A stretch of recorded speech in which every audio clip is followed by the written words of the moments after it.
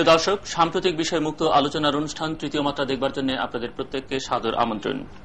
আজকে আমাদের সঙ্গে স্টুডিওতে উপস্থিত আছেন আমার বাদিকে ক্ষমতাসীন দল বাংলাদেশ জাতীয়তাবাদী দল বিএনপি থেকে নির্বাচিত জাতীয় সংসদ সদস্য মোহাম্মদ শাহজাহান, এবং আমার ডান দিকে আছেন প্রধান বিরোধী দল বাংলাদেশ আওয়ামী লীগ থেকে নির্বাচিত জাতীয় সংসদ সদস্য মোহাম্মদ আব্দুল হাই।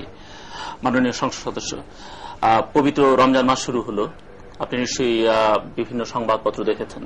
আপনার কাছে দেশের একজন আইন প্রণেতা, শীর্ষস্থানীয় রাজনীতিক হিসেবে প্রধান সংবাদ কোনটি মনে হয়েছে সংবাদপত্রগুলোর পাতায় আজকে?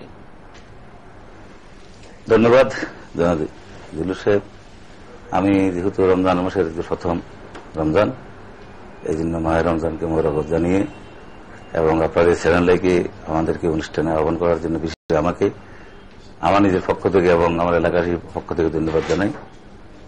এবং সাম্প্রতিক ঘটনাবলীর আপনাদের অনুষ্ঠান অত্যন্ত সুন্দর এবং প্রাঞ্জল এবং খুব গঠনমূলক। তবে আজকে যে পবিত্র মাহে রমজান শুরু হয়েছে এবং আজকের পত্রপত্রিকা মাহে রমজানের কেন্দ্র করে কিছু খবর আছে, দেশের অন্যান্য ঘটনাবলীর অনেক খবর আছে।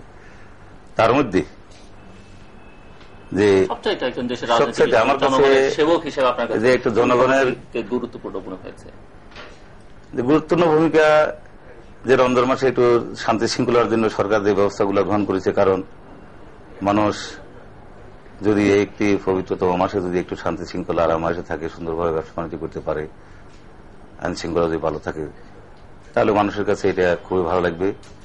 এবং একটা বিশৃঙ্খল পরিবেশে আসলে এই ধরনের আপনার ধর্মীয় অনুষ্ঠান, ধর্মীয় কাজকর্ম করা বা সিয়াম সাধনা করা, এটা একটু কষ্ট হতে পারে। এই জন্য আমার কাছে সবচেয়ে ভালো লেগেছে যখন আমি দেখলাম যে সরকার যে আইন শৃঙ্খলা নিয়ন্ত্রণ রাখার জন্য রাজধানী সহ বিভিন্ন অঞ্চলে বেশ কিছু ব্যবস্থা গ্রহণ করেছেন। এবং এতে করে আমার মনে হয় যে সরকারের সদিচ্ছার প্রতিফলন হয়েছে। তবে আমি আশা করব এই সদিচ্ছা যেন আজকের পত্রিকার মধ্যে না থেকে এটা আসলে রমজান মাসে যেন বাস্তবায়িত হয়। দ্বিতীয়ত আরেকটি বিষয়, যদিও সাধারণ মানুষের কাছে রমজান মাসে কিন্তু যে জিনিসপত্র, যদিও আমার বন্ধু এখানে আছেন নিশ্চয় জিনিসের কথা বলতে চাইবেন, এর আগে আমিও বলছি যে একটু যে দ্রব্য মূল্যের এই যে সমস্ত বাজার দর, এই বিষয়টা কিছুটা মানুষের মধ্যে, সাধারণ লোকের মধ্যে একটু উদ্বেগের সৃষ্টি আছে। এবং আমি এর পাশাপাশি একটি খবর দেখলাম মনে হয় প্রথম আলো, যে গতকালকের ক্যাবিনেট মিটিং এর পর মাননীয় প্রধানমন্ত্রী এই বিষয়টিকে গুরুত্ব দিয়ে উনি বাণিজ্য মন্ত্রী এবং আমাদের অর্থমন্ত্রী এবং আমাদের স্থানীয় সরকার মন্ত্রী, মহাসচিব, ওনাদের সাথে আলোচনা করেছেন।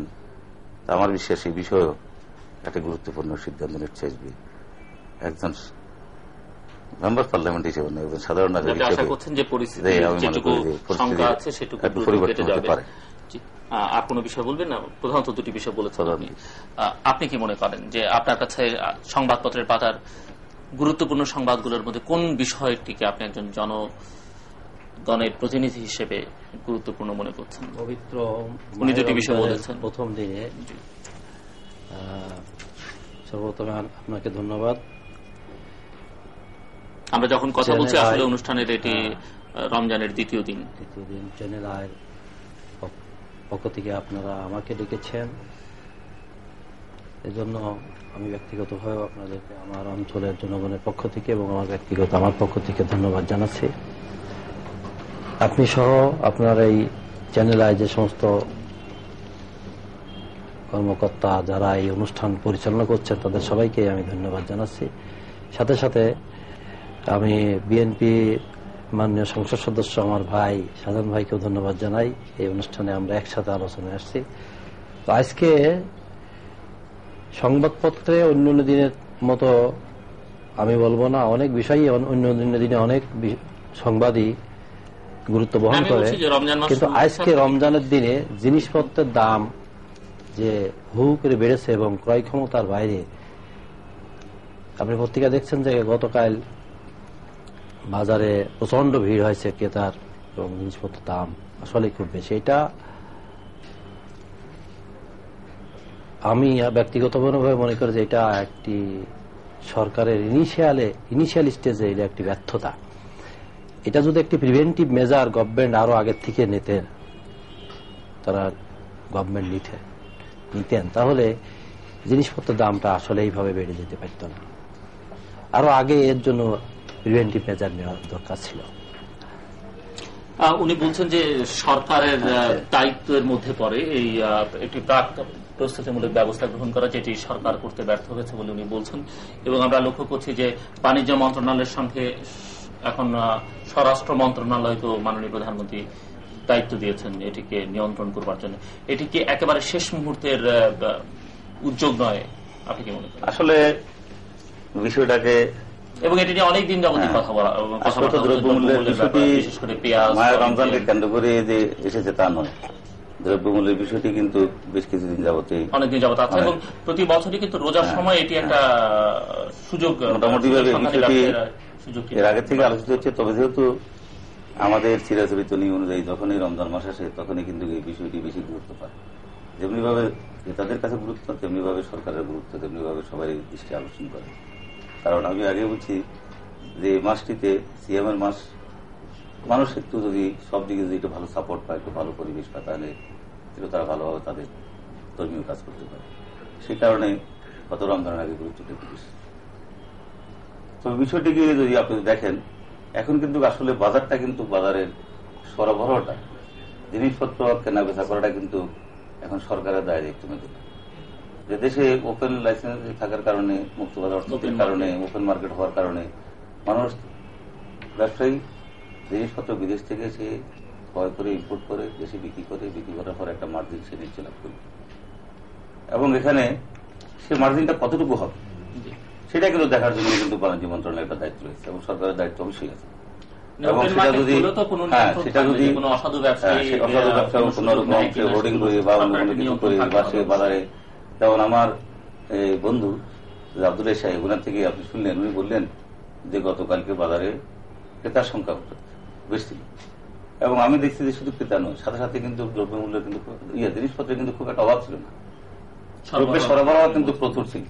কিন্তু প্রচুর থাকার পরও দাম একটু ক্রেতাদের জন্য একটু বেশি, বিষয়টি ক্রয় ক্ষমতার মধ্যে থাকা দরকার ছিল। আসলে আমি ব্যক্তিগতভাবে মনে করি, আমার ব্যক্তিগত ওই মত সেটা, যে একটা জিনিসের দাম কি বাড়লো সেটা বড় কথা নয়, কিন্তু সেই জিনিসটা ক্রয় করার মতো ক্ষমতা ক্রেতা আছে কিনা। ক্রেতার যদি অর্থনৈতিক ক্ষমতা যদি বাড়ে তাহলে জিনিসের দাম বাড়লে তার কোনো অসুবিধা হওয়ার কোনো কারণ নেই। আর যদি তার অর্থনৈতিক ক্ষমতা যদি ক্রয় করার যদি ক্ষমতা না থাকে, জিনিসের দাম আরো কম হলেও খুব একটা কিছু আসে না। আপনি কি মনে করেন যে যেমন ক্রয় ক্ষমতা সামর্থ্যের একটু উপরে আছে, এটা আমি অস্বীকার করব না। তবে এই যে স্বরাষ্ট্র মন্ত্রণালয় বা যেভাবে জিনিসটা আলোচনা করার বিষয়, কারণ এই বিষয়টা আমাকে স্মরণ করে দেয় আমাদের দেশ স্বাধীন হওয়ার পর। আপনার নিশ্চয় মনে আছে, ওনারও নিশ্চয় মনে আছে, উনি নির্দেশ করেন যে এরকম চালের দাম, ডালের দাম, বিভিন্ন জিনিসের দাম যে খুব বৃদ্ধি হচ্ছিল। তখন আপনার এই আড়তদার বিরোধী, হোর্ডিং বিরোধী আইন করা হয়। তারপরে এর জন্য পুলিশ, স্বরাষ্ট্র মন্ত্রণালয় বিভিন্ন জায়গা থেকে বিভিন্ন এজেন্সি নিয়োগ করা হয়। কিন্তু আমরা দেখলাম খুব একটা ফল পাওয়া যায়নি। কেন পাওয়া যায়নি? বরং দেখা গেছে বাজারে এই সমস্ত কারণে অনেক সময় বাজার থেকে জিনিসের উদয় হয়ে গেছে, এরকম একটা অবস্থা। এবং কৃত্রিম সংকট আরো ব্যাপকভাবে সৃষ্টি হয়েছে। এজন্য আমি মনে করি যে আমাদের বাণিজ্য মন্ত্রণালয়, যারা এই সমস্ত সরবরাহকারী আছে, যারা এই সমস্ত জিনিসের বেচা আপনার বিক্রি করেন, ইম্পোর্ট করেন, তাদের প্রতিনিধির সাথে, তাদের সাথে বসে, এবং সরকারের একটা নিশ্চয়ই একটা ধারণা আছে যেহেতু সে কত ট্যাক্সে জিনিসের দাম কত করতে পারে, কত খরচ দিতে পারে, এগুলাকে সবকিছু আলোচনা করে একটা জিনিসের দাম একটা মিনিমাইজ করা বা একটা রেশনালাইজ করা।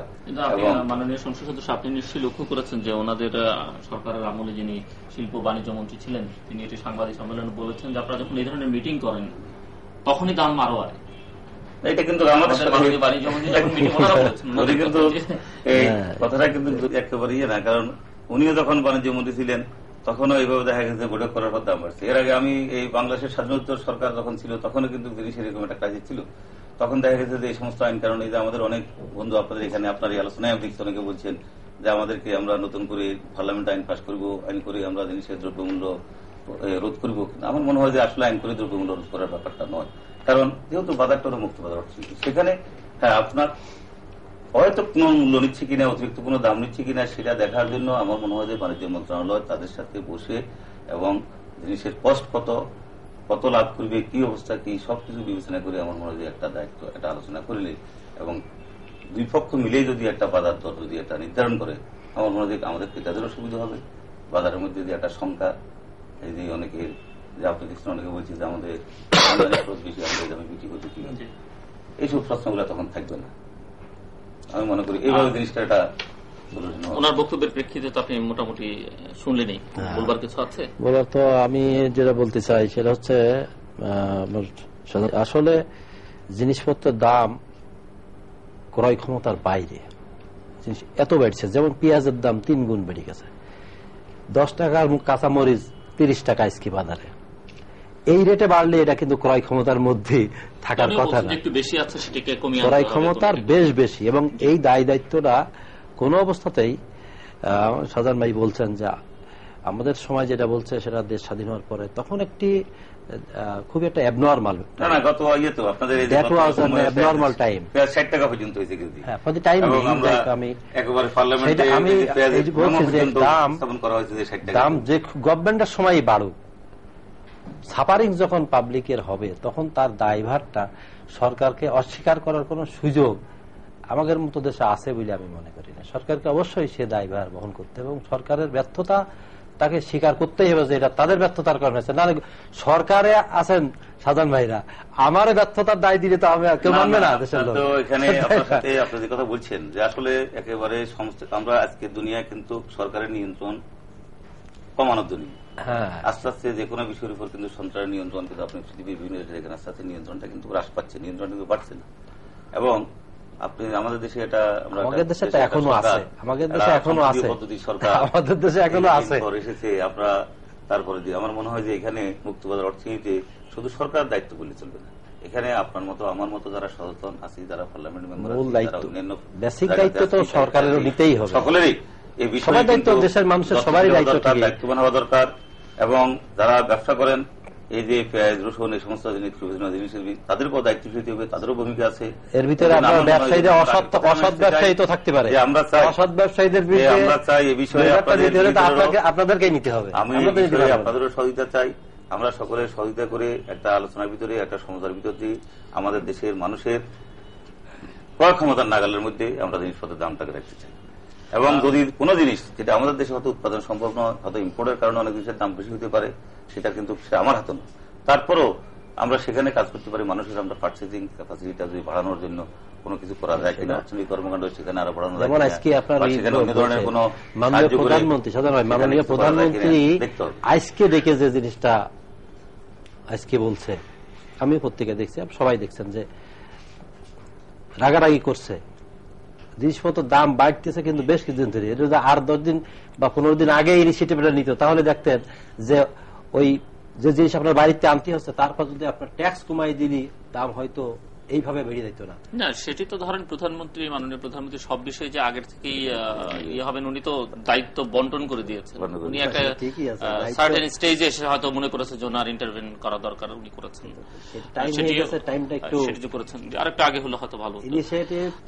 আপনার কাছে আমার জিজ্ঞাসা, যেটি সরকার দলীয় মাননীয় সংসদ সদস্য বলছিলেন যে সরকার আরো একটি পবিত্র রমজান উপলক্ষে উদ্যোগ নিয়েছে, সেটি হচ্ছে যে আইন শৃঙ্খলা পরিস্থিতি যেন এটি নিয়ন্ত্রণের মধ্যে থাকে। কারণ এখন প্রচুর লোকজন বাইরে যাবে, বাজার করতে বেরোবে, টাকা পয়সার লেনদেন বেশি হবে, সবকিছু মিলিয়ে আপনি কি এই উদ্যোগে সরকারের একজন বিরোধী দলীয় সংসদ সদস্য হিসেবে মনে করছেন যে এটি যথেষ্ট বা সন্তুষ্ট? আপনি আইন শৃঙ্খলার উন্নতি থাক বা মানুষ নিরাপদে থাক, মানুষ বাজারে যাবে বা বাজারের বাইরে যে কোনো জায়গায় যাক, সব জায়গায় যে মানুষ নিরাপদে থাকবে, এটা তো একজন মানুষ হিসাবে, শুধু সংসদ সদস্য হিসাবে না, আমি একজন মানুষ হিসাবে অবশ্যই আমরা চাই, একজন সচেতন মানুষ হিসাবে।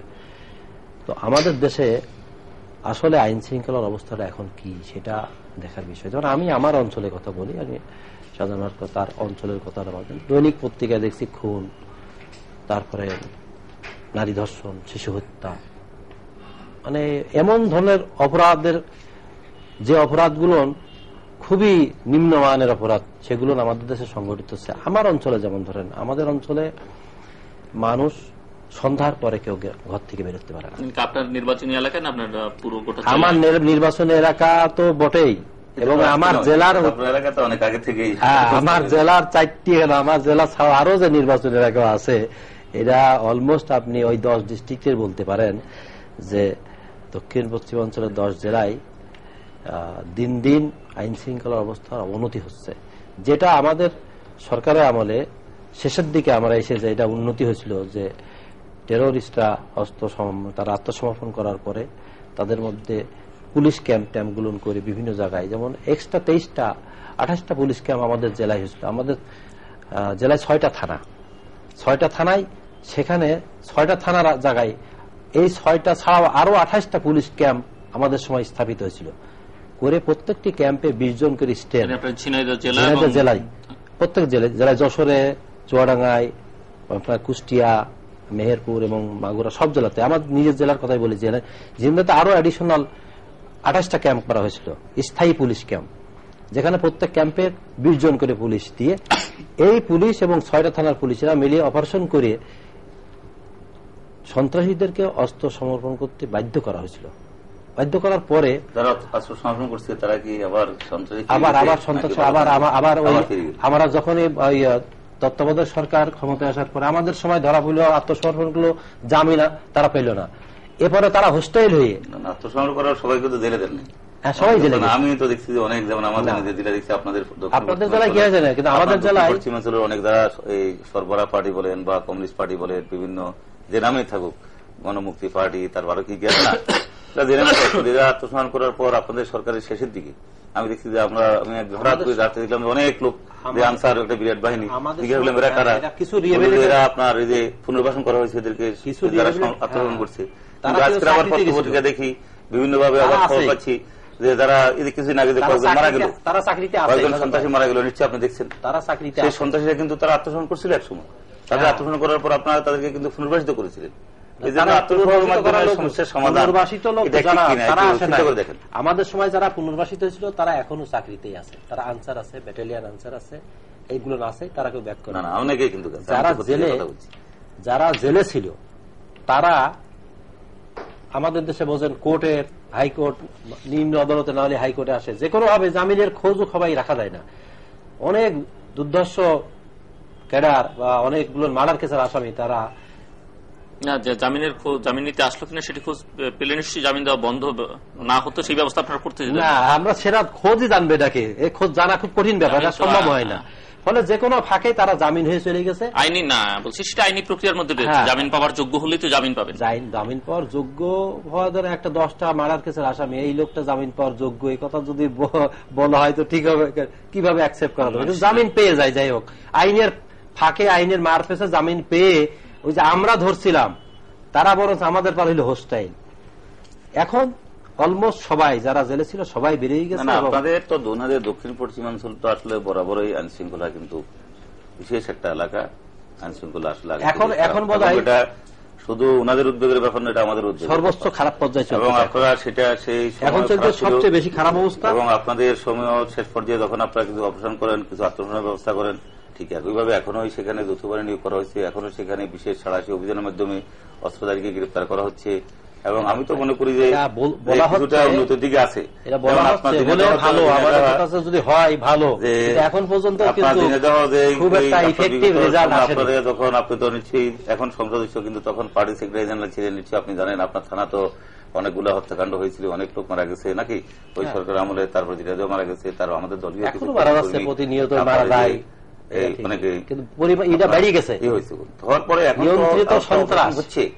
এবং এই অপারেশনে তো আমি মনে করি যে যতটুকু খবর পাই যে আগের থেকে কিছুটা ভালো উন্নতির দিকে আছে।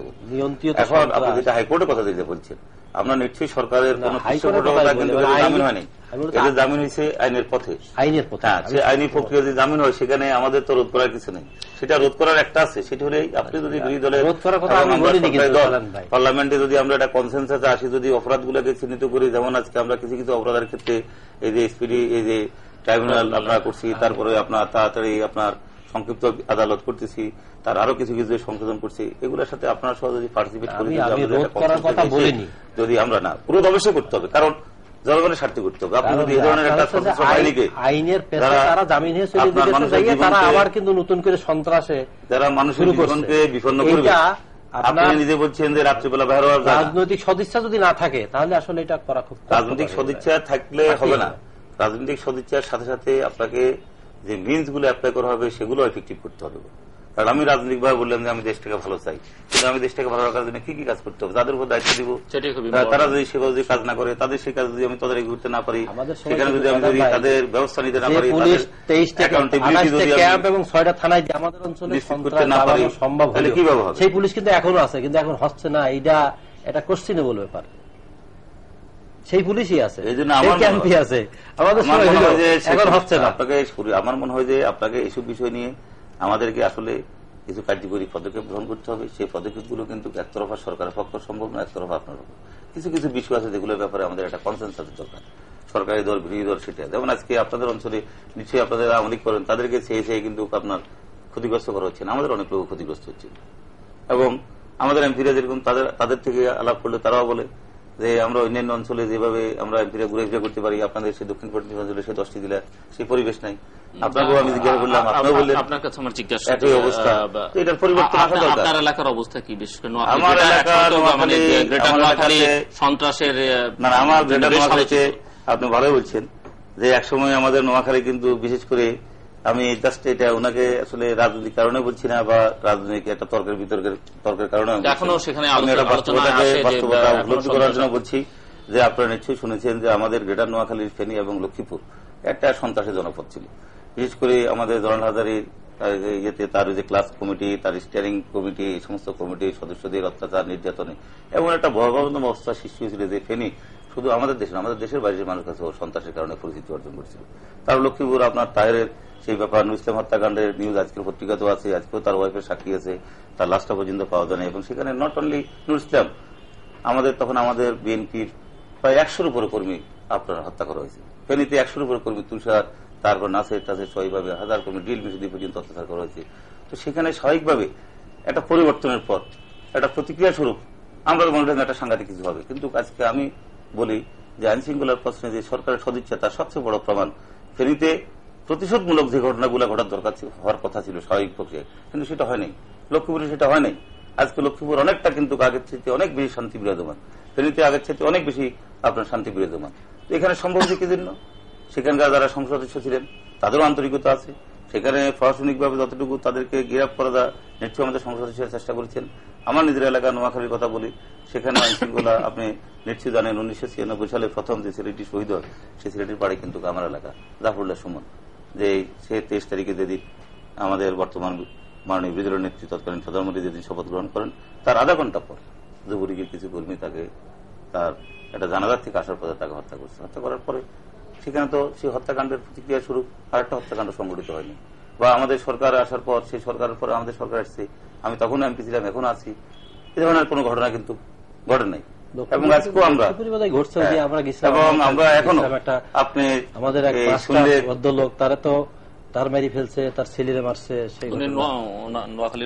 এখন সেখানে আপনার ধরেন আমরা সেখানে আমরা যারা এই যে আজকে আমি উনি এখন যে একটা পরিবেশে আলোচনা করছি, আমাদের এখানে কিন্তু এই পরিবেশ এখানে কিন্তু দেশে কিন্তু সব জায়গাতে লক্ষণীয় দেখা যাচ্ছে না, কিন্তু আমাদের নোয়াখালী কিন্তু এই পরিবেশ কিন্তু বিরাজমান। তো একটি মাত্র কারণে, কারণ আমাদের মধ্যে রাজনৈতিক সহনশীলতা আছে, একটা সৌহার্দ্যপূর্ণ পরিবেশটাকে আমরা চেষ্টা করি যে আমাদের গণতান্ত্রিক সংস্কৃতিটাকে কতটুকু সাস্টেনেবল রাখা যায় কিনা, বা এটাকে আর একটু বাড়ানো যায় কিনা, এই যে মানসিকতার কারণে খুব ভালো। তবে হ্যাঁ, আমার এলাকার একটি অঞ্চল, যেমন আপনি এটা স্বীকার করতে হয় যে আমার নির্বাচনী এলাকার একটি অঞ্চল উপকূলীয় এলাকা, এখানে একসময় আপনার বনভূমি ছিল। 1996 সালে ক্ষমতার পরিবর্তনের পর আস্তে আস্তে এই বনভূমি কাটা শুরু হয় এবং সেখানে সে কিছু বনদস্যুর আবির্ভাব ঘটে। এরা তখন বনের গাছ কেটে বিক্রি করে অনেক কোটি কোটি টাকা ইনকাম করে। আবার বনের মধ্যে গাছ কাটার পর যে জমিটা খালি হয়, সেই জমিটা আবার কিছু আপনার লোকের কাছে, কারো কাছে প্রজেক্টের জন্য, কারোর বসত বাড়ি করার জন্য, আবার আপনার এইভাবে বিক্রি করে তারা অনেক টাকার মালিক একটা বিরাট বাহিনী, তারা 3-4টা বাহিনী তৈরি করে। তো সেই বাহিনীগুলো এখন যেহেতু বনের গাছও শেষ উজাড় করে ফেলছে, তারপরে জমিও বিক্রি করতে পারছে না, এখন তারা লোকালয়ে কিছু আপনার অঘটন ঘটছে, যার জন্য নোয়াখালী আমার নির্বাচনের একটা অঞ্চলে যে আইন শৃঙ্খলা অবস্থা কিন্তু খুব একটা ভালো না। আমি উদ্বিগ্ন, এবং শুধু আমি নয়, যে আমি মনে করি যে সবাই আমরা উদ্বিগ্ন, এবং সেই বিষয়ে যে আমরা নিজেরা আলাপ করেছি, আলোচনা করেছি, এবং অল্প দিনের মধ্যে আমরা কিছু সিদ্ধান্ত যে পুলিশ ক্যাম্পের কথা বলছেন, সেই ক্যাম্প আমরা করছি। কিন্তু ক্যাম্প থেকে আসলে যেই আমরা ফলটা আশা করি, সেটা কিন্তু অনেক সময় ক্যাম্প করে কিন্তু হয় না। এই জন্য আসলে এদেরকে চিরতরে নির্মূল করতে হবে, এবং নির্মূল করার জন্য এখানে সিদ্ধান্ত নিতে হবে। তো সেই সিদ্ধান্ত আমরা অলরেডি নিয়েছি এবং আমি আশা করি ইনশাল্লাহ আগামী 2-3 মাসের মধ্যে যে জায়গাটা এই যে আমার এই একটা অঞ্চল 3টে ইউনিয়নে এই আমার মুখটা আসলে কিন্তু একটু নিজের কাছে একটু খুব খারাপ লাগে কথাটা যখন পত্রিকা দেখি। আপনারা বিভিন্ন সময় পত্রিকা দেখেন যে জলদস্যুদের বনদস্যুদের ব্যাপারটা, কারণ আমি যদিও এটার জন্য আমি দায়ী, এটা বিভিন্ন ঘটনা, কারণ যারা বন কাটার থাকে যদি তখন যদি স্টপ করা হতো, তখন যদি ভূমিকা নেওয়া হতো তাহলে হয়তো এত আসতো না। কিন্তু আজকে বন কাটতে কাটতে কাটতে একটা বাহিনী তৈরি করার পর এখন বাহিনী তো আর খরচ প্রকাশ পেচ্ছে না, এখন মুক্তিপণ পর্যন্ত আদায় করা হচ্ছে। ওনাদের এলাকার যেভাবে যে সিস্টেমটা আগে থেকে ছিল এখন আস্তে আস্তে আমার দিকে আসতেছে। তো আমরা মনে করি এটাকে যদি এখন দমন করা উচিত এবং ইনশাল্লাহ আমরা দমন করতে সক্ষম হব। এই ক্ষেত্রে আপনার প্রশ্ন, আপনি বলছেন যে আপনার গ্রেটার নোয়াখালীতে সন্ত্রাসের জনপদ হিসেবে চিহ্নিত ছিল লক্ষ্মীপুর, এগুলো এখন অনেক ভালো হয়েছে, কিন্তু আপনি কি মনে করেন যদি সেগুলো ভালো হয়ে থাকে সেই অনুপাতে গোটা দেশের আইন শৃঙ্খলা পরিস্থিতি ওই সময়ে যখন সন্ত্রাসের জনপদ হিসেবে চিহ্নিত ছিল সেই সময় দেশের আইন শৃঙ্খলা পরিস্থিতি যা ছিল আজকে সেই অনুপাতে ভালো হয়েছে গোটা দেশের? সেই অনুপাতে অবশ্যই ভালো, সেই অনুপাতে বাড়ানো কেন? আপনি কি নারায়ণগঞ্জে কি সেই আগের পথে কি অবস্থা আছে নাকি? আপনার কি সেই বিভিন্ন জায়গাতে কি সেই অবস্থা আছে নাকি? এবং ওনার আমি বলবো যে ওনার দিনাদহ সেই অবস্থা কি এখন বিরাজমান? তবে হ্যাঁ, আমরা যেটা বলতে চাই এই প্রসঙ্গে সেটা হলে আমার বক্তব্য যে মানুষ যে প্রত্যাশা করেছিল আইন শৃঙ্খলার প্রশ্নে, এটা আমাকে আমি নির্দ্বিধায় স্বীকার করতে চাই, সেই প্রত্যাশা এখনো কিন্তু আমরা কিন্তু পূরণ করতে পারিনি। আইন শৃঙ্খলা যে ধারাবাহিক যে একটা অবস্থা সেটা থেকে এখনো কিন্তু উত্তরণ ঘটানো সম্ভব হয়নি এবং মানুষের দাবি যে এটাকে অবশ্যই আমাদের এটার মোকাবিলা করতে হবে এবং আইন শৃঙ্খলা উন্নত করতে হবে। সেই জন্য পর্যায়ে আমি নিশ্চয়ই আমার ওনার থেকেও আমি সাজেশন চাইবো যে কি করা যায়, যে এখানে আমরা যদিও এখানে আমরা 2 জন সংসদস্য কিন্তু 2 জন 2টা দলকে প্রতিনিধিত্ব করি, নিশ্চয়ই ওনার কিছু কথাবার্তা যদি ওনার কিছু আপনার সাজেশন যদি আমাকে বলেন বা আমিও যদি দেখি এবং আমাদের মাধ্যমে সারা দেশের মানুষের কাছে নিশ্চয়ই এগুলো আলোচনা যাবে নাকি, যেটা মিডিয়ার মাধ্যমে মানুষ শুনতেছে, যারা দর্শক রাষ্ট্র তারা যদি সেখানে যদি কিছু সাজেশন পায় নিশ্চয়ই ওনার দল উপকৃত হবে, ওনার দলের গ্রহণযোগ্যতা বাড়বে এবং সেই সাজেশন থেকে নিশ্চয়ই আমাদের সরকারও উপকৃত হবে, আমরাও সিদ্ধান্ত নিতে সুবিধা হবে। কারণ পার্লামেন্টারি ডেমোক্রেসি তো এখানেই, কিন্তু আজকে আমাদের তো পার্লামেন্ট না থাকার কারণে আসলে কথাগুলো আমরা শুনি না বা তাদের থেকেও আমরা সাজেশন পাই না। এই জন্য আমি আশা করব যদিও পার্লামেন্টে আমরা বিরোধী দল আমাদেরকে এই সমস্ত কথাবার্তা থেকে বঞ্চিত রেখেছেন, এখন আব্দুল্লাহ সাহেব এই টেবিলে আমাকে বঞ্চিত রাখবেন না, উনি নিশ্চয়ই আইন শৃঙ্খলার উন্নয়নে কিছু সাজেশন, 2-3 ঘটনা পজিটিভ কিছু সাজেশন আপনারা সেসব ঘটনাটা তো মূল ধরে কথা আগাচ্ছেন, কিন্তু আসলে সারা বাংলাদেশে সব জায়গায় এখন কি অবস্থা, দৈনিক পত্রিকাদের আইন শৃঙ্খলার অবস্থা আসলে অবনতি যে হয়েছে এটাই বাস্তবতা। আপনার 4 দলীয় ঐক্যজোট সরকার ক্ষমতায় আসার পরে আমি আমার কথাটাই বলি, আমি আপনার হ্যাঁ অবশ্যই ভালো ছিল, অবশ্যই আমার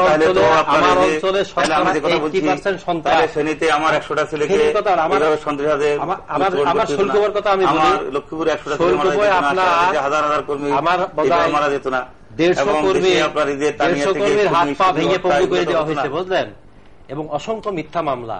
আমরা মামলা, আমি নিজে এমপি পার্লামেন্ট মেম্বার, আমি আপনাকে তখন একটা মামলা করছিলেন যে আমাদের এই যে সালাউদ্দিন কাদের সৌদি সভা 5 আমি জীবনে কারোর বিরুদ্ধে মামলা করিনি ভাই, আমি আমার জীবনে একটা জনসভা আমার জীবনে কারোর বিরুদ্ধে মামলা করিনি। এটা বললেন আমল হয়েছে তাদের হতে পারে, জানি আমার কথা আমার বিরুদ্ধে আমার নির্বাচন এলাকায় 15টা ইউনিয়ন জনসভা ভেঙে এখনো 5টা ইউনিয়ন দেওয়ার পর যারা জনসভার মেহমান ছিলেন সে সালাউদ্দিন কাদের সৌদি উনি বাইরে থেকে মেহমান গেছেন, উনাকে সহ 5 জনকে আপনাদের এলাকার 5 জন এমপিকে সেই মামলার আরো 27 জন কতজনকে মামলা আসামি করা হয়েছে।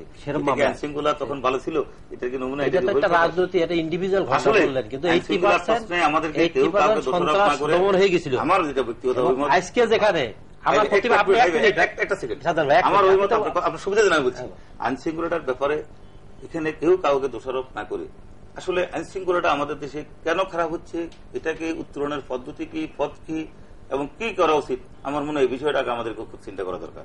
আমি যেদিনই আজকে তো আমি নিজে একজন মানে এখানে অংশগ্রহণ করছি, কিন্তু যখন আমি শ্রোতার ছিলাম আমি কিন্তু চ্যানেলের অনুষ্ঠানটা প্রায় দেখি, কিন্তু এবং প্রায় অনুষ্ঠানে কিন্তু আইন শৃঙ্খলার প্রশ্নটা আসে, কিন্তু আমরা তখন স্বাভাবিকভাবে শ্রোতা হিসেবে একজন এমপি হিসেবে না, আমরা আশা করি যেখানে যারা আলোচনা করেন তারা এটার একটা গঠনমূলক একটা পজিটিভ একটা সাজেশন দিবেন, একটা দিক নির্দেশনা দিবেন কিভাবে আইন শৃঙ্খলাটা ভালো করা যায়। আমি আপনার থেকে সেভাবে কিন্তু দায়িত্বটা তো বেশি। যেমন আমি আপনার বলি, আমার অঞ্চলে অসংখ্য, আমার এখনো অনেক নেতা বাড়ি যেতে পারে না, তাদের জমা জমি দখল করে নেওয়া হয়েছে, বাড়িঘর দূর, আমার সেক্রেটারি যেতে পারে না, আমার থানা আওয়ামী লীগের সাধারণ সম্পাদক যেতে পারে না, আমার 11 নম্বর আবাইপুর ইউনিয়নের চেয়ারম্যান মুক্তার মির্জা যেতে পারে না, আমার 6 নম্বর ইউনিয়নের চেয়ারম্যান রায়হানের বিরুদ্ধে 2টা মার্ডার কেস, অন্য থানার কেস, পেন্ডিং কেস, অন্য জেলায় নিয়ে তাদেরকে দেবে, এইভাবে অসংখ্য। তারপরে আমার হাজরাবনি একটা গ্রাম আছে যেখানে এখনো কমলগেট বাড়ি ঘর দিয়ে একদম উচ্ছেদ করে দেওয়া হয়েছে, প্রতিষ্ঠিত পাকা বাড়ি ছেড়ে তারা বাইরে অবস্থান করতেছে। বিজলির একটা গ্রাম আছে থানার থেকে এই 1 কিলোমিটার দূরে, মোল্লা নামে একটা গোষ্ঠী আছে, মোল্লা গোষ্ঠী, তারা খুব প্রভাবশালী গোষ্ঠী। তাদের অন্তত 500 একর জমি তারা আজ 2 বছর চাষ করছে। আমাদের প্রতিপক্ষ আছে, হ্যাঁ, আমার অঞ্চলে রাজনৈতিক প্রতিহিংসার কারণে আপনার যে আমার যে প্রতিপক্ষ যিনি ছিলেন, যিনি 2বার এমপি ছিলেন, এবার হননি, তো এমপি তো সারা জীবন থাকা যাবে না, কেউ থাকবে না, আজ আছে কাল থাকবে কেন, জনগণ ভোট না দিলে। 2বার এমপি থাকার পরেও সে জানে স্কুল কলেজের ম্যানেজিং কমিটি চেয়ারম্যান তো এমপি সাহেবরা ইন্টারমিডিয়েট কলেজের হয়। আমারও ওখানে 26টা প্রতিষ্ঠানের চেয়ারম্যান সে একলা, আমি একটাই নেই। এটা কিন্তু মন্ত্রণালয় থেকে করা হয়েছে। তাহলে এই যে সরকারের সদিচ্ছা না থাকার কারণে তার পক্ষে সম্ভব হয়েছে। 26টা প্রতিষ্ঠানের সে চেয়ারম্যান, এটা কি ঠিক? তারপরে 200 মেট্রিক টন করে গম আপনারা পাচ্ছেন না, কাবিখার পাচ্ছেন, টিয়ার পাচ্ছেন, আমি পাচ্ছি না। আপনারা 1 কোটি টাকা করে রাস্তাঘাট এটা পাচ্ছেন, আমি পাচ্ছি না। অন্য আমার 3 জন আরো সহকর্মী আছেন আমার অঞ্চল, তারা পাচ্ছেন। তারপরে আপনার এই যে 30 কিলোমিটার 40 কিলোমিটার যে বিদ্যুৎ এটা পাচ্ছেন, আপনারা পাচ্ছেন, ওনার এলাকায় কোনো কাজকর্ম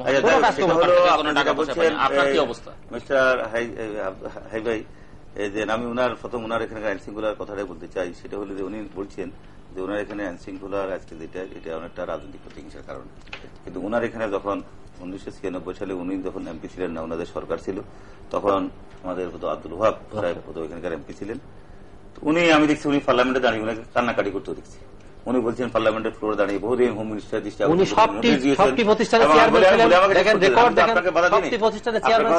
মনোযোগ দিয়ে উনি সেখানে পার্লামেন্টে দাঁড়িয়ে তৎকালীন আমাদের স্বরাষ্ট্রমন্ত্রী নাসিম সাহেবের দৃষ্টি আকর্ষণ করে উনি বারবার বলেছেন যে আমার জীবনের নিরাপত্তা চাই, আমার এলাকার জনসাধারণের সাথে আমি দেখা সাক্ষাৎ করতে চাই, আমার এলাকার আমার গ্রামের বাড়িতে আমি বসবাস করতে চাই, আমার নির্বাচনী এলাকা আমি থাকতে চাই। কারণ তার নির্বাচনী এলাকা সেখানে আমাদের দলের নেতা কর্মীরা দূরে থাকুক, একজন সংসদ সদস্যেরও সেখানে যাওয়ার মতো তখন কিন্তু অবস্থা ছিল না। এবং আমি এটা বাস্তবতা। এখন এটাকে দলীয় দৃষ্টিভঙ্গিতে এই বিষয়টাকে চিন্তা না করে এটাকে চিন্তা করা উচিত যে আমরা আইন শৃঙ্খলার উন্নয়ন কিভাবে করতে পারি।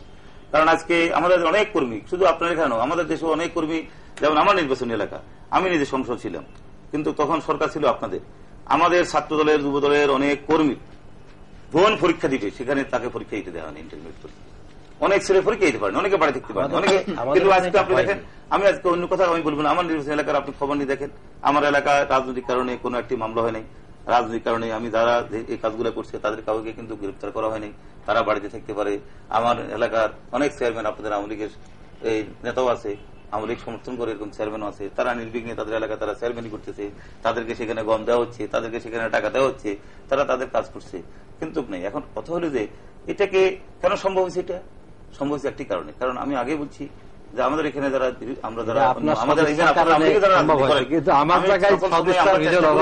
আমরা আমাদের জেলার ক্ষুদ্র একটা পরিসরে আমরা সকল সময় চেষ্টা করি যে আমরা অন্তত আমি অনেক 91 থেকে আমি আমার সময়টুকু আমি সবসময় চেষ্টা করি যে আমার যে কোনো প্রোগ্রামে যে বিরোধী দলে যারা আছে, আওয়ামী লীগের যে সমস্ত নেতারা আছে, যারা আমার সাথে ইলেকশন করছে, তাদেরকে আমি অংশগ্রহণ করার চেষ্টা করি, তাদের মতামত নেওয়ার চেষ্টা করি, তাদের সাথে আলোচনা করি। এবং কয়েকদিন আগে 2 মাস আগে আপনি দেখছেন আমি জানি না, আমি সেখানে এই যে ধরনের একটা জবাবদিহিমূলক একটা অনুষ্ঠান করছি আমার 2 বছরে, যে আমি এই সময় কতটুকু কাজ করতে পারছি, কতটুকু পারিনি, কি আমার সফলতা, কি আমার ব্যর্থতা, এবং সাধারণ মানুষের কাছে সামনে সেখানে প্রশ্ন করার অধিকার ছিল, মুক্ত আলোচনার মতো। এগুলো হলো কি আসলে আমরা যারা রাজনীতি করি, গণতন্ত্রকে যারা প্রয়াস করতে চাই, আমাদের একটু মন মানসিকতার একটু আরো পরিবর্তন করতে হবে। এগুলো ব্যক্তিগতভাবে আমি অবিশ্বাস করি না, কারণ অনেক সময় হয় কি আপনার নিজস্ব দৃষ্টিভঙ্গির কারণে কিন্তু অনেক জায়গাতে কিন্তু এই ধরনের কিছু কিছু সমস্যা হতে পারে। কারণ আমাদের লোকগুলো যখন থাকতে পারে না, যখন তারা বাড়ি ঘরে ছিল না, তখন চেয়ারম্যান ইলেকশনে প্রার্থী পর্যন্ত হতে পারে না, চেয়ারম্যান তো দূর হওয়ার কথা, চেয়ারম্যান ইলেকশন দাঁড়াতেও পারেনি, তারা এই অবস্থা ছিল।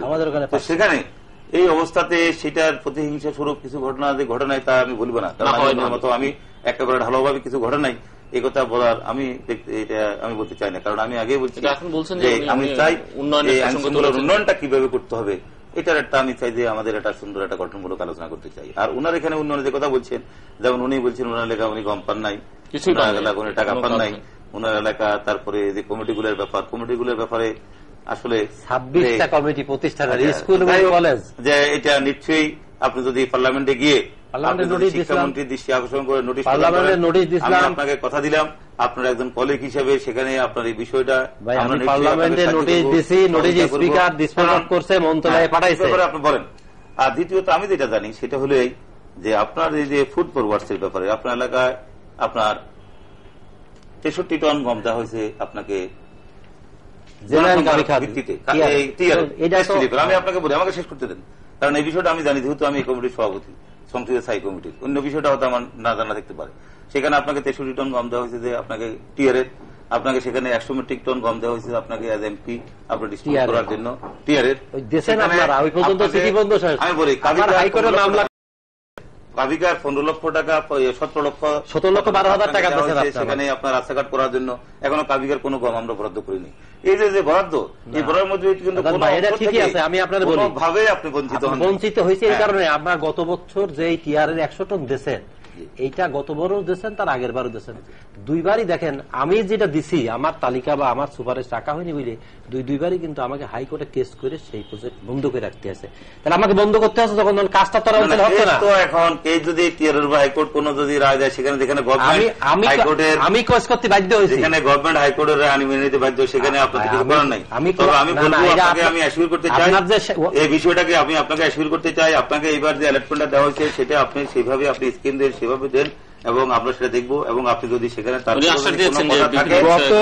আমার টিওনের সাথে কথা হইল, টিওনের কাছে অলরেডি হোয়াটসঅ্যাপ 63 মেট্রিক টন আপনার যদি কোনো কথা যদি থাকে আপনি আমাকে বলতে পারেন এবং আমি নিশ্চয়ই আপনি আমার কাছে আমার কমিটিতে ছিঁড়ে দিতে পারেন, আর নিশ্চয়ই আপনার বিষয়টা আমি দেখবো। কারণ আমরা ব্যক্তিগতভাবে আপনি যেটা বলছেন আজকে হয়তো আপনাদের সময়, কিন্তু এই প্রক্রিয়াটা কিন্তু এই যে আমি আইনশৃঙ্খলার কথা বললাম, এই যে বিভিন্ন কথাগুলো বললাম, ঠিক আমাদের দেশের উন্নয়নের ধারাবাহিকতা কিন্তু এগুলো কিন্তু আজকে রাজনৈতিকভাবে আজকে কি হয়েছে। আপনার আমরা যখন আমি এমপি ছিলাম, বিশ্বাস করেন আপনাদের আমার এলাকা গম বিতরণ করার কোন দায় দায়িত্ব আমার ছিল না, বরং দেখা গেছে যারা আওয়ামী লীগের নেতা তারা এমপিদের ঠিক এখন একইভাবে ওরা কিন্তু সরকারি আমার বক্তব্য করতে হবে। আজকে আপনি যদি আপনাদের এই যে আমাদের কমিটি, এই যে আমাদের এই আপনার দুর্যোগ ব্যবস্থাপনা ত্রাণ মন্ত্রণালয় কমিটি, যেখানে যে মন্ত্রণালয় থেকে গমটা দেওয়া হয়, সেই মন্ত্রণালয় আমি একজন শুধু একজন কমিটির সভাপতি হিসেবে আমি আজকে আপনাকে অনেকটা আশ্বস্ত করতে চাই যে আমরা এগুলো দেখবো। কিন্তু আজকে যদি সেখানে যদি আপনাদের যদি দলের যদি প্রতিনিধি থাকতো তাহলে সেটাকে আরো আলোচনা করা যেত এবং আপনাদের কেন সেখানে গম যাবে, কারণ আমরা তো বিশেষ বিবেচনা আপনার হয়তো এমপি হিসাবে তো আমার এই যে 100 মেট্রিক টন টিয়ার আর 200 মেট্রিক না আপনি করতে পারবেন, এটা তো তবে এটাকে দিয়ে আপনি হয়তো এটা কোনো অপচয় আমরা কিন্তু সহ্য করবেন। কিন্তু আপনি যদি ভালো কাজে যদি এই কম টাকা লাগান, আমার তো দিয়ে দেবো চেয়ারম্যানদেরই না, তবুও দেখতে হবে আমাদের দেশে অপচয় সুযোগ নেই, এই কথাটা কিন্তু নয়। আমাদের সময় শেষ, আমি তো বিক্রি করব। এই জন্য আপনি এই বিষয়টাকে আপনি যদি আপনার এই গমটাকে আপনি প্রপারলি দেন, এটা অবশ্যই দেব, আপনি দেখবেন বলেছেন, আপনি যোগাযোগ করবেন। তবে আমি আপনাকে অনুরোধ করব আপনাদের এই যে পার্লামেন্টের বাইরে না থেকে এই কথাগুলো আজকে এই যে পার্লামেন্টের বাইরে থাকা না থাকার মধ্যে পার্থক্য আপনাদের মধ্যে একসময় আমরা কিন্তু পার্লামেন্টের বাইরে ছিলাম, সেই পার্লামেন্টের বাইরে থাকাটা কিন্তু হিসেবে কিন্তু খুব একটা ভালো না, সুফল বয়ে আনো না। আজকে যদি আপনি পার্লামেন্টে থাকতে পারতেন, আপনি আপনি বলতে পারতেন আপনার 71-এ আপনি নোটিশ দিয়ে আপনি এই কথাটা বলতে পারতেন, আপনি তাকে দরকার হলে আপনি যৌথভাবে আরো নোটিশ দিতে পারতেন, আপনার বাজেটের উপর বক্তব্য আপনি কথাগুলো বলতে পারতেন। এবং আমাদের ধরো যেভাবে গালাগালি তো যেভাবে আমাদের পলিটিক্যাল কালচার একদিনে আগের ভাই আমি ছিলাম না পার্লামেন্টে, আমি জানি না। আশা করি সংস্কৃতিটা পরিবর্তিত হবে, এবং এই যে আজকে দেখেন আমাদের এই অনুষ্ঠান সম্পর্কিত যে কোনো মতামত জানিয়ে আমাদের লিখতে পারেন। আমাদের লিখবার ঠিকানা পরিচালক, তৃতীয় মাত্রা, channel I, GPO box 2433 Dhaka 1000। আমাদের ইমেইল করতে পারেন এই অ্যাড্রেসে tmatter@cn-media.com। আপনারা যারা চিঠিপত্র লিখবেন, ইমেইল করছেন, তারা চিঠিপত্রের সঙ্গে পূর্ণ ঠিকানা, সম্ভব হলে আপনাদের ফোন নাম্বার দিয়ে দিবেন এবং আমাদের চিঠিপত্র নিয়ে যে অনুষ্ঠান তৃতীয় মাত্রায় আপনি, সেটিতে আপনাদের যাদের অংশ নেবার ইচ্ছা আছে তারা সেই আগ্রহের কথা ব্যক্ত করে আমাদের লিখবেন। তৃতীয় মাত্রায় আপনি প্রচারিত হবে প্রতি শুক্রবার বাংলাদেশ সময় বিকেল 3:30টায় এবং ওটি যথারীতি পুনঃ প্রচারিত হবে ওই দিন রাতে যে মূল তৃতীয় মাত্রা থাকে এই অনুষ্ঠান প্রচারিত হবে। তার পরপরই মাননীয় সংসদ সদস্যবৃন্দ আলোচনা অংশ নেবার জন্য আপনাদের দুজনকে অনেক অনেক ধন্যবাদ। দর্শক মন্ডলী, পবিত্র রমজান মাসের যে দুটো মাননীয় দুই সংসদ সদস্য বললেন যে দুটি বিষয় উল্লেখযোগ্য, সেটি হচ্ছে দ্রব্যমূল্য মানুষের ক্রয় ক্ষমতার মধ্যে রাখা এবং আইন শৃঙ্খলা পরিস্থিতিকে স্বাভাবিক অবস্থায় নিয়ে আসা। সরকার দলীয় সংসদ সদস্য বলছেন যে সরকার এই বিষয়ে উদ্যোগী, আমরা আশা করি সেই উদ্যোগ যেন সফল হয় এবং খুব দ্রুততার সঙ্গে হয় এবং এই দেশটা কেবল সরকারের নয়, এই দেশটা আমাদের সবার, আমরা সবাই মিলে যেন আমাদের সমস্যাগুলো সমাধান করি সে বিষয়ে আমাদের সচেতন থাকতে হবে। আমাদের সঙ্গে থাকবার জন্য আপনাদের অসংখ্য ধন্যবাদ। আপনাদের সঙ্গে আবার দেখা হবে আগামীকাল এই সময়। ততক্ষণ আপনারা ভালো থাকুন, সুন্দর থাকুন, সুখে থাকুন এবং সুস্থ থাকুন।